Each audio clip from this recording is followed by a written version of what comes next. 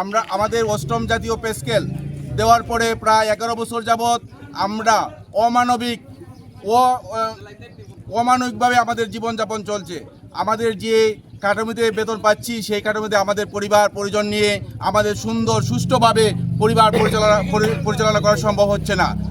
ভিক্ষা চাই না, আমরা ন্যায্য দাবি নিয়ে দাঁড়াইছি। কাজে আমাদের এই দাবি অনতি বিলম্বে প্রজ্ঞাপন জারি করার জন্য আমরা বিনীতভাবে অনুরোধ করছি। আমরা সরকারি কর্মচারী, আমরা কোনো উচ্ছৃঙ্খল না, আমরা শান্ত কর্মচারী।